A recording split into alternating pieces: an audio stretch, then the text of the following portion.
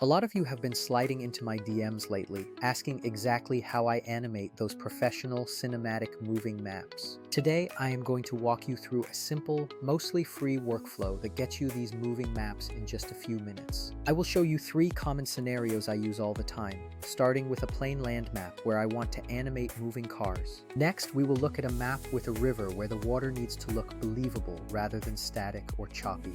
Finally, I will show you how to handle coastlines where you actually want the ocean waves to feel alive and moving. Stick around until the end because I will show you a smart way to turn this whole tutorial into bite-sized clips you can automatically publish across socials. This is a massive time saver if you are consistently making location videos, travel promos, or real estate walkthroughs. Let us jump in with scenario 1, which is just land, where the only thing that matters is capturing a clean, high-quality screenshot.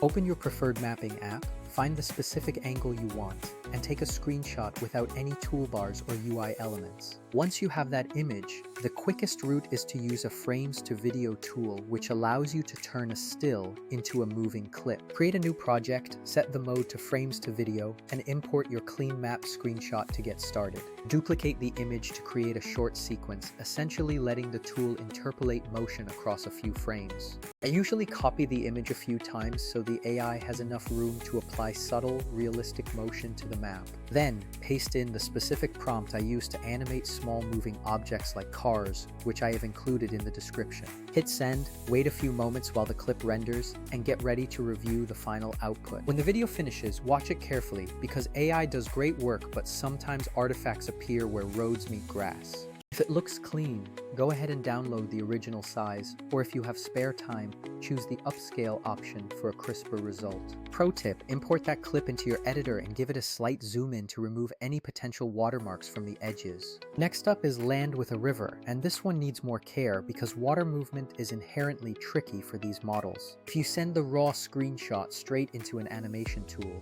the AI might hallucinate banks or accidentally clip the bridges.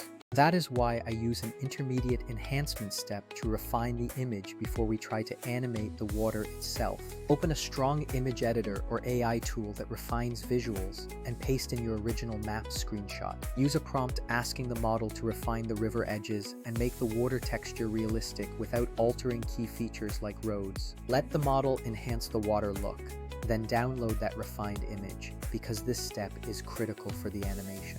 Now, upload that enhanced image into your animation tool instead of the original, as this gives you much better results. Crop the image so the composition works as a rectangle frame, then use the animation flow with my specific river prompt. This 2-step sequence gives you realistic flowing water without wasting animation credits or getting weird results. The third scenario involves big bodies of water, islands, and coastlines where you want to see waves, swell, and subtle foam.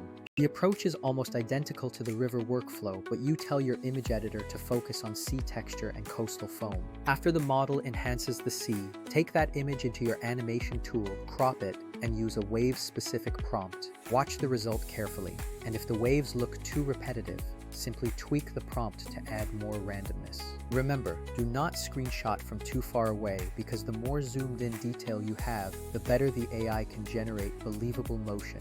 Wide, low detail shots are the most likely to produce odd artifacts, so try to keep your frame relatively tight. Always review the AI output closely, especially around man-made structures, as even the best models make small errors. If something looks wrong, just fix it in your image editor, rerun that small section, or regenerate the clip entirely. If your tool gives you 2 download options, the original is faster for testing, but upscale if you need crisp social posts. If a service uses credits, save them by refining your image first in an image model so you burn fewer animation credits. Now, let's get to the part I promised: how to turn this whole creation process into ongoing content that actually grows your channel. This is where a workflow tool like an automated video editor becomes absolutely huge for creators. I drop my long, unedited tutorial footage into the platform, and its auto-editing feature scans for the high-impact moments. It looks for the parts most likely to go viral,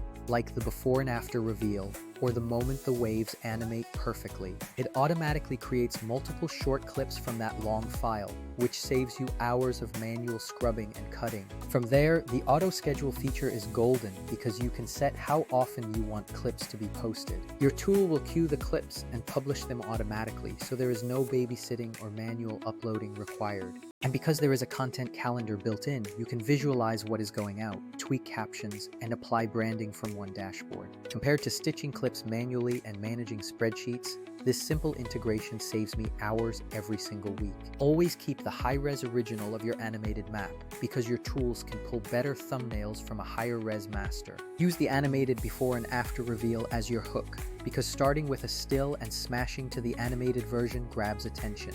Add a quick caption overlay telling people what they are seeing, which helps massively with retention and rewatch value. Save your exact prompts in a note file, because reproducibility matters and small prompt tweaks can mean huge differences. To wrap up, animating maps from your computer is way easier than it looks when you follow this refined, simple process. If you want the exact prompts I use for cars, rivers, and waves, they are waiting for you in the video description. Try the process, tweak the prompts, and please share what you make, because I love seeing people's maps. If you liked this walkthrough, share it with a friend who does travel or real estate videos, and subscribe for more tips. Peace and good luck with your next creative project.